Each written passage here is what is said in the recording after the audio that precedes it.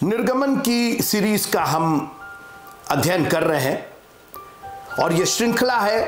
हम बाइबल के एक किताब पर मनन कर रहे हैं, ध्यान कर रहे हैं, ज्ञान अर्जित कर रहे हैं। निर्गमन के 20वें अध्याय में हमें 10 हुक्म दिए गए और मैंने बार बार कहा कि प्रभु तेरा धन्यवाद हो कि आपने ये 10 हुक्म दे करके हमारी जिंदगियों को इतना सुचार कर दिया, इतना आसान बना दिया। और ये 10 हुक्म उसी तरह से है जैसे हाईवे पर लेन्स होती हैं, अलग अलग पंक्ति होती है गाड़ियों के जाने की, और जब गाड़ियां उस लेन में चलती हैं तो उन्हें दुर्घटना का सामना नहीं करना पड़ता अगर सब लोग अपने अपनी लेन में चले। मैं एक बार जर्मनी गया और जर्मनी में ऑटोबान करके एक उनकी रोड है, वहां पर स्पीड लिमिट नहीं है, कितना मील भी आप भगाना चाहे भगा सकते हैं। और क्या शानदार रोड बनी है, बहुत कम दुर्घटनाएं होती है और उसकी वजह यह है कि सब लोग अपनी अपनी लेन में चलते हैं। जो उनको पंक्ति दी गई है, जो पाती दी गई है, उसी में वो अपनी गाड़ी दौड़ाते हैं। और ये 10 हुक्म बहुत मुश्किल नहीं है मित्रों, ये 10 हुक्म तो हमारी जिंदगियों को बचाने में सहायक है। हम लोग इतने तिगड़म करते हैं अपनी जिंदगियों को सही करने में। कोई निराश है तो कोई बोलता है ये करो, तो बोला दुआ करो, बोलो गाना गाओ, कोई बोले एक काम कीजिए 10 हुक्म का मानना शुरू कर दीजिए, आपकी जिंदगी इतनी आसान हो जाएगी, सरल हो जाएगा। आपका जीवन जो कॉम्प्लिकेटेड है, जो उलझन से और उलझाव से भरा है, उसमें आसानियत आ जाएगी। आपके काम नियमित रूप से होते चले जाएंगे। ये 10 हुक्म ऐसे हैं। 8 हुक्म पर हम बात कर चुके हैं और 8 हुक्म के वीडियोस, संदेश YouTube पर और Facebook पर मौजूद है। आप जब भी चाहें वापस जाकर के उनको देख सकते हैं। आज हम 9वें हुक्म पर बात करना चाहते हैं, द 9th कमांडमेंट, और वो है निर्गमन की पुस्तक उसके 20वें अध्याय की 16वीं आयत में। Exodus chapter 20 and verse number 16। ध्यान से सुनिएगा, मैं पढ़ रहा हूं। आपने कई बार पढ़ा होगा और सुना होगा, आज एक बार फिर से सुन लीजिए। तू किसी के विरुद्ध झूठी साक्षी न देना। सबसे पहले हम फिर उस पर बात पर आते हैं। तुम लोग नहीं, वे लोग नहीं, हमारे परिवार वाले, हमारे हस्बैंड, हमारी वाइफ, हमारे बेटा, नहीं, तू। अगर आप पढ़ रहे हैं, यह बिल्कुल व्यक्तिगत रूप से है। जैसे जब मैंने कहा, जैसे आप गाड़ी चलाते हैं हाईवे पर, तो एक ड्राइवर होता, पूरी बस 50-100 लोगों से भरी, सब लोग नहीं चलाते, केवल एक जन। तो तू, वो उसके लिए कहा जा रहा, क्योंकि तू अगर ठीक नहीं रहेगा तो 50 लोगों की जिंदगी दांव पर लग जाएगी। और इसलिए पहले तो ये जानिए कि ये 10 हुक्म किसी के लिए, किन्हीं के लिए, कभी के लिए, काहे के लिए, सब प्रश्न किनारे कर दीजिए और ये कहिए, ये मेरे लिए कहा जा रहा है। परमेश्वर का कलाम मेरे लिए है, इट इज फॉर मी। जब आप शान से कहते हैं कि यहोवा मेरा चरवाहा है, मुझे कुछ घटी नहीं होगी, वो मुझे हरी हरी चराइयों में, वो मुझे सुखदाई जल के झरनों को, वो मेरे। तो जब हर जगह आप अपना अपना लगाते हैं, तो ये भी जानिए कि ये हुक्म, ये सिद्धांत, ये सुरक्षा, अगर मैं इस तरीके से कहूं तो ये मेरे लिए है, आपके लिए है, व्यक्तिगत रूप से है। तू किसी के विरुद्ध झूठी साक्षी ना देना। यहां 2 शब्द पर मैं बात करना चाहता हूं, झूठी और साक्षी।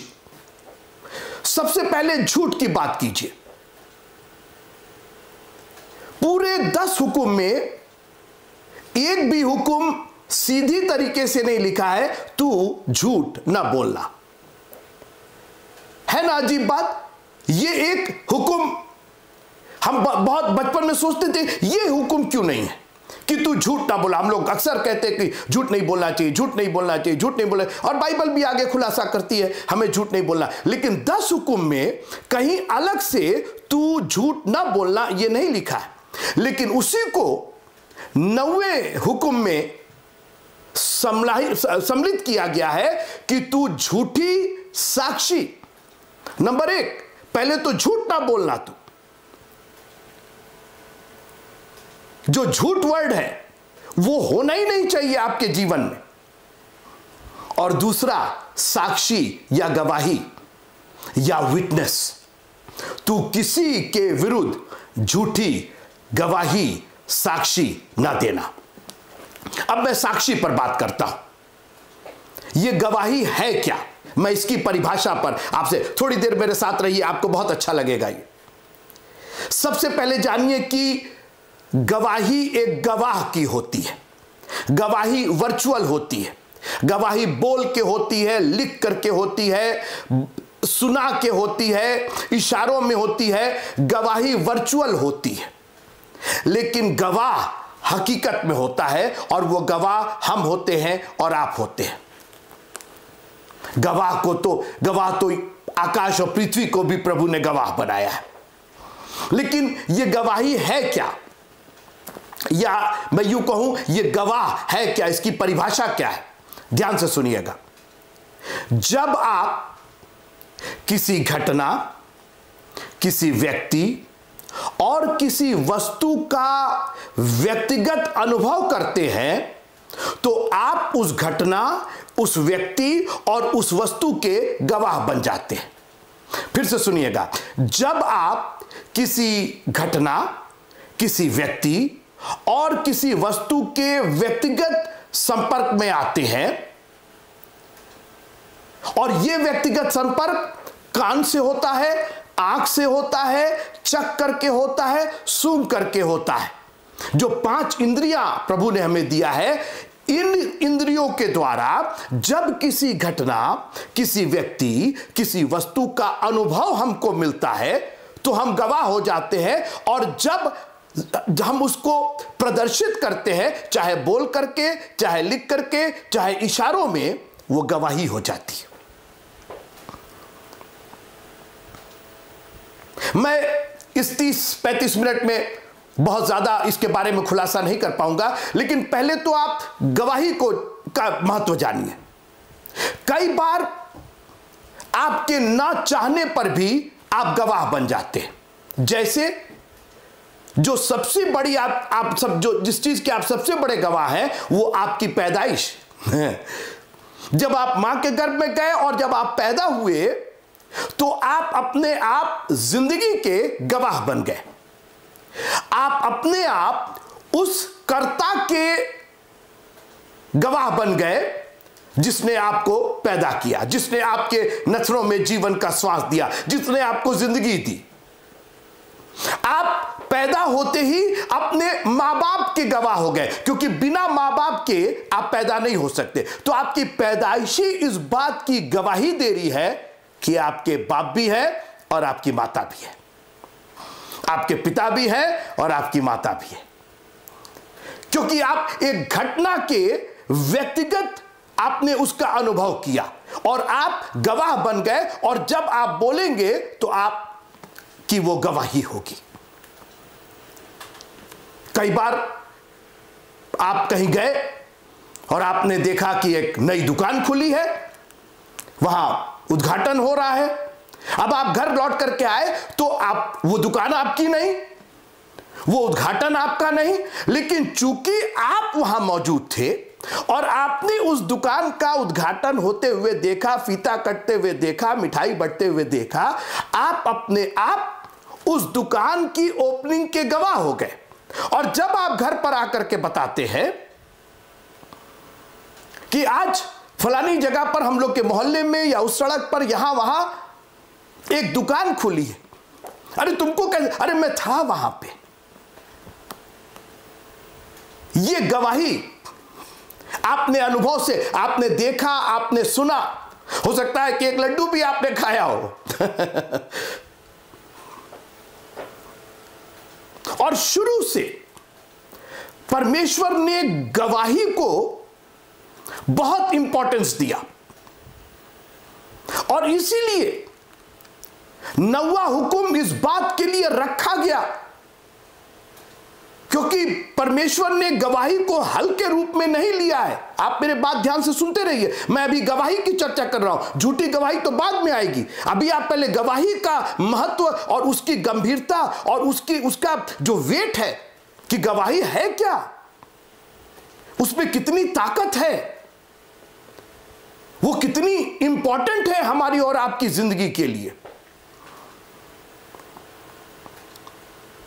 और शुरू से शैतान ने हमारी गवाही, देखिए गवाही तो सच्ची होती है, हम लोग उसको झूठा बनाते, हम उसको टर्न करने की, जब पाप आता है ना तो हम उसको घुमाने की कोशिश करते हैं। परमेश्वर ने कैन से पूछा तेरा भाई कहां है? क्यों? कैन नहीं जानता था कि क्या हुआ। तुम उस घटना में शामिल नहीं थे, तुम उस व्यक्ति में शामिल नहीं थे, तुम उस पूरे प्रकरण में शामिल नहीं थे। क्या मैं अपने भाई का रखवाला हूं? यह था जवाब। तुम गवाह होते हुए, एक सच्ची घटना हुई है, तुमने हत्या की है, तुमने अपने भाई का मर्डर किया है, बजाय यह कहने के कि हां मेरे हाथ से खून हुआ है, मैं अपने भाई का रखवाला हूं, तू किसी के विरुद्ध झूठी साक्षी ना देना, क्योंकि परमेश्वर के सामने आपकी साक्षी, झूठी साक्षी काम नहीं करेगा। वो दिलों को जांचने वाला, कितना झूठ बोलिएगा। और मैंने कहा कि गवाही को इतना इंपॉर्टेंट बनाया गया। मैं कुछ पद पढ़ना चाहता हूं गवाही के लिए, सुनिएगा। मत्ती की इंजील उसका 18वां अध्याय 16वीं आयत। और यदि वह ना सुने तो और 1-2 जन को अपने साथ ले जा कि हर एक बात 2 या 3 गवाहों के मुंह से ठहराई जाए। देखिए गवाह और गवाही इतने इंपॉर्टेंट है। आगे सुनिए, 2 कुरिन्थियों 13वां अध्याय 1 आयत, मैं पढ़ रहा हूं, आप सुनिए। अब तीसरी बार तुम्हारे पास आता हूं, 2 या 3 गवाहों के मुंह से हर एक बात ठहराई जाएगी। इंपॉर्टेंस देखिए गवाही का। और हमने गवाही को इतना हल्का जान लिया है, जैसे मन करता है गवाही को हम घुमाते फिराते रहते। 9वां हुक्म हमें मना करता है, खबरदार गवाही दो, झूठी गवाही मत दो। गवाही की जरूरत है, गवाही का बहुत बड़ा महत्व है। गवाही के द्वारा बात ठहराई जा रही है और गवाही के द्वारा किसी की जिंदगी बचती है और किसी की जिंदगी हलाक हो जाती है। आगे सुनिए, 1 तीमुथियुस उसका 5वां अध्याय उसकी 19वीं आयत। कोई दोष किसी प्राचीन पर लगाया जाए तो बिना 2 या 3 गवाहों को के उसको ना सुन। जब तक 2-3 लोग आके ना कहें, आप किसी का कैरेक्टर असैसिनेशन जिसको कहते हैं, किसी का चरित्र हनन, जब आप किसी पर लांछन लगाते हैं तो बिना 2 या 3 गवाहों के उसको नहीं सुनना ही नहीं है, जब तक 2 या 3 गवाह तैयार ना हो जाए। हमने देखा है साहब, हम थे वहां पर, हमने अनुभव किया, हमने महसूस किया, हम वहां मौजूद थे, हमारी आंखों ने देखा, हमारे कानों ने सुना। यह है गवाही। आप गवाही को इतने हल्के में मत ले लीजिए। आगे सुनिए, इब्रानियों की पत्री उसका 10वां अध्याय 28वीं आयत। जबकि मूसा की व्यवस्था का ना मानने वाला 2 या 3 जनों की गवाही पर बिना दया के मार डाला जाता था। 2 या 3 लोग खड़े हो जाते थे, दया खत्म हो जाती थी, मार डाला जाता था। केवल 2 या 3 बोल देते थे, न्याय छोड़ दीजिए, न्याय की जरूरत ही नहीं होती थी। और आज भी बिना गवाहों के न्याय काम नहीं करता है।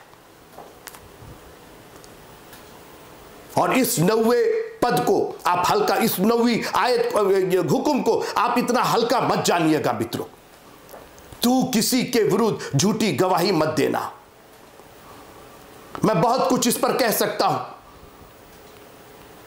याद रखिएगा, हमारे लिए भी गवाह तैयार हो रहे हैं। ये धरती, ये आकाश, ये गवाही के रूप में काम करेंगे। ये जल जो बपतिस्मा लेते हैं, ये गवाही का काम करेगा। ये वचन हमारे लिए गवाही का काम करेगा और ये झूठ नहीं बोलेंगे।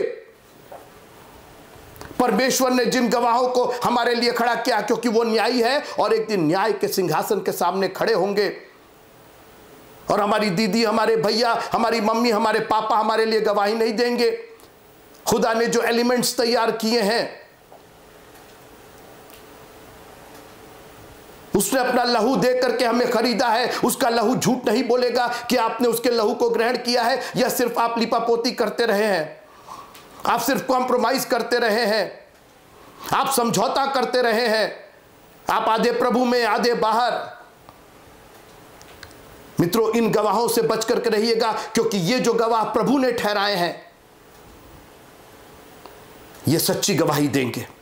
और इसलिए 90वें हुक्म को साफ लिखा गया, तू किसी के विरुद्ध झूठी गवाही मत देना, क्योंकि गवाही तैयार की गई है सच्चाई के लिए। और इसीलिए बाइबल कहती तुम मेरे गवाह हो, जगत के अंत तक तुम मेरे गवाह हो। तुमने मुझे अनुभव किया है, तुमने मुझे जाना है, चख करके जाना। हम गाते हैं, चख कर देखो यहोवा कैसा भला है। हमने अनुभव से जाना है, अपनी जिंदगी में जाना। मित्रों, हम उसका इनकार कैसे कर सकते हैं? आप अपने आप गवाह बन गए। आप जिस दिन पैदा हुए उसी दिन एक गवाह तैयार हो गया। उस परम पिता परमेश्वर का, उस कुम्हार का, उस मास्टर पॉटर का एक गवाह तैयार हो गया। मित्रों, जैसे ही पात्र बन जाता है, अपने आप वो पात्र कुम्हार की गवाही देने लगता है, क्योंकि वो पात्र अपने आप नहीं बन सकता है। उस पात्र का होना ही, उस बर्तन का, बासन का होना ही अपने आप में ये गवाही है कि उसका कोई करता है, उसे कोई बनाने वाला है, एक कुम्हार है। दिखाई ना दे, सामने ना हो, लेकिन कुम्हार है जिसने उसकी रचना की है। जब बल्ब में आप प्रकाश देखते हैं तो बल्ब को कोई तख्ती लगाने की जरूरत नहीं है, कोई प्लेक लगाने की जरूरत नहीं है कि बिजली है वो प्रकाश ही बता रहा है कि बिजली है। हम और आप, यीशु मसीह ने कहा, पहले कहा मैं जगत की ज्योति हूं, फिर कहा तुम जगत की ज्योति हो। जब आप प्रकाशित होते हैं, जब आप प्रकाशमान होते हैं, जब आप प्रकाश दूसरों को देते हैं, जब आप दूसरों को दुख नहीं, खुशी, शांति और इत्मीनान देते हैं, खुदा का कलाम देते हैं, आप इस बात के गवाह हैं कि एक जगत की ज्योति है।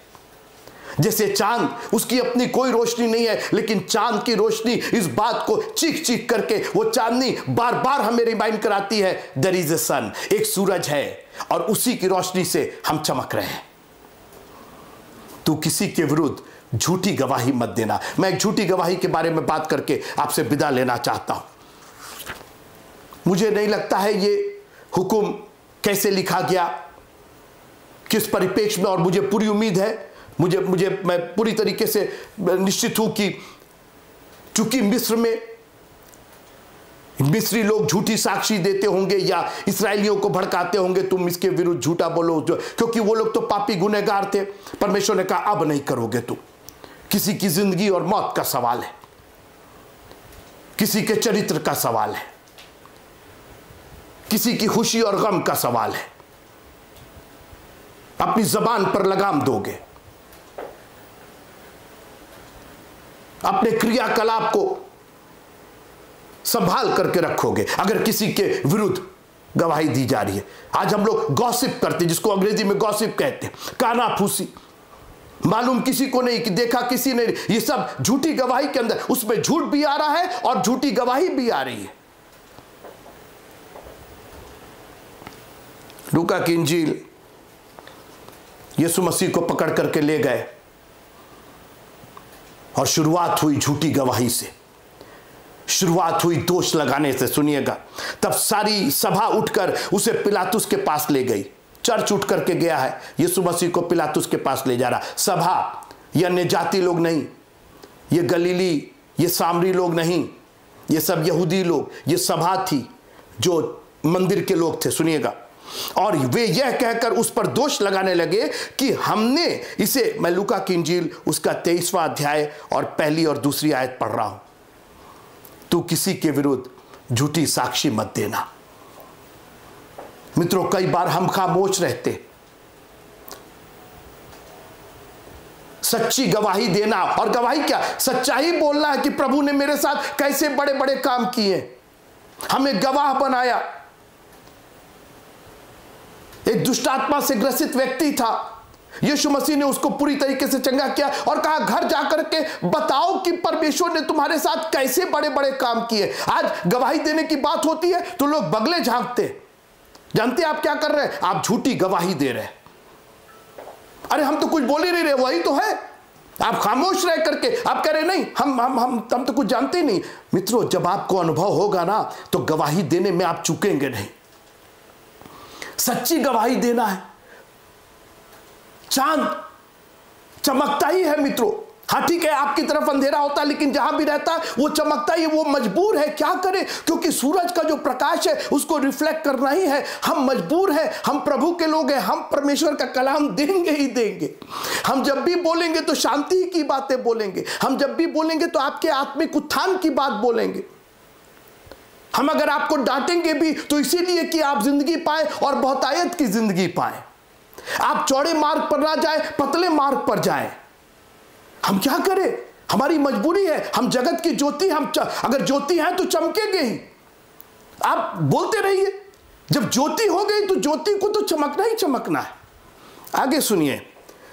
और वे ये कहकर उस पर दोष लगाने लगे कि हमने इसे लोगों को बहकाते और कैसर को कर देने से मना करते और अपने आप को मसीह राजा कहते हुए सुना।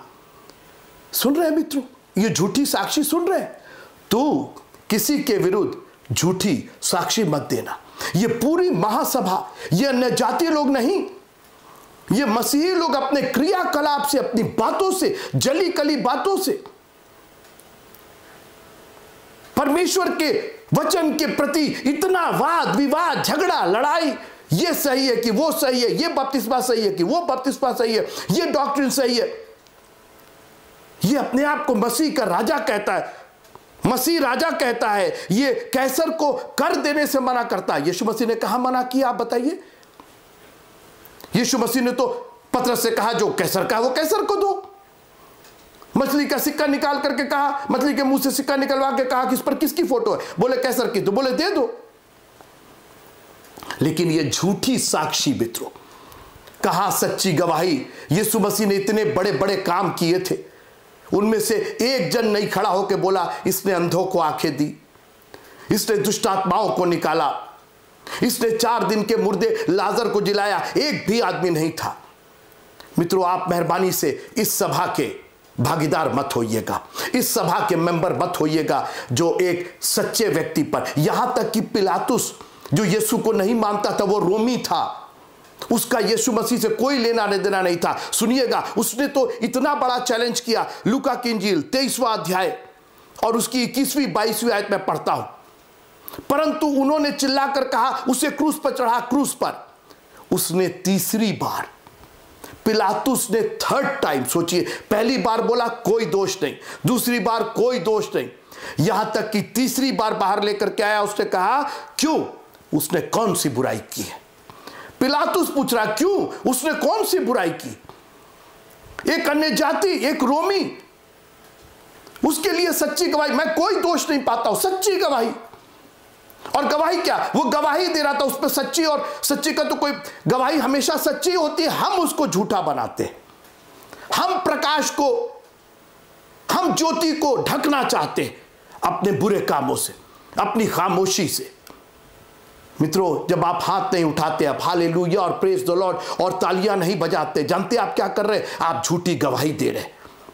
आप ये दिखाने की कोशिश कर रहे कि नहीं, हमारे तो हाथ है ही नहीं, हम तो ताली बजा ही नहीं सकते। जिसने बनाया है उसने हमें गलत बनाया, हमारे हाथ बनाए नहीं, उसने ताली बजाई नहीं, हमारा मन ही नहीं बनाया उसने। तू किसी के विरुद्ध झूठी गवाही मत देना। क्यों, उसने कौन सी बुराई की है? मैंने उसमें मृत्यु के दंड के योग्य कोई बात नहीं पाई। यह पिलातुस बोल रहा है, गवाही दे रहा है कि नहीं, मृत्यु के लायक कोई इसमें दोष नहीं है। अपने आप को जांचिए, प्रभु मैं आपका सच्चा गवाह हूं कि नहीं हूं? आपने मेरे ऊपर इतने उपकार किए और जब मौका मिलता है तो मैं खामोश हो जाता हूं। कभी गवाही देने का मौका मिलता है, जब अपनी ज्योति चमकाने का मौका मिलता है तो हम अंधकार में छुप जाते हैं। अंधकार की संतान किनाई नहीं, ज्योति की संतान किनाई। वो ज्योति जो आप परमेश्वर से प्राप्त करते हैं, उसके वचन से प्राप्त करते हैं, जब आप वो संसार में चमकाते हैं मित्रों, एक गवाही बन जाती है। और आप 9वें हुक्म से आसानी से बच जाते हैं। आपको झूठी साक्षी देने की जरूरत ही नहीं है, क्योंकि आपकी जो साक्षी है, आपकी जो गवाही है, उसमें इतना दम है मित्रों, वो अपने में इतनी सच्ची है कि उसको कोई काट नहीं सकता, उसको कोई चैलेंज नहीं कर सकता। आपके प्रभु की ताकत को कोई चैलेंज ही नहीं कर सकता। आप बताने में क्यों शर्माते, क्यों डरते? क्योंकि आज जो कुछ हम हैं वो उसी की दया की वजह से है, उसका अनुग्रह हमारे ऊपर है और उसका अनुग्रह हमारे लिए काफी है। प्रभु तेरा धन्यवाद करते हैं कि आपने ये हुक्म दे करके हमारी जिंदगियों को सरल बनाया है, हमारे विवेक को शुद्ध किया है, अपने लहू से शुद्ध किया, अपने वचन से शुद्ध किया। इस वचन का स्नान हर पल दीजिएगा खुदावंद। ये दुनिया की गंदगियां लग जाती हैं, दुनिया के पाप गुनाह लग जाते हैं। हम आपसे यही दुआ करते हैं कि अपने वचन के जल के स्नान से हमें हर दिन हर पल धोइएगा और अपने लहू से सील कर दीजिएगा, मोहर लगा दीजिएगा खुदावंद, कि ये 10 हुक्म हमारे जीवन की दिनचर्या बन जाए।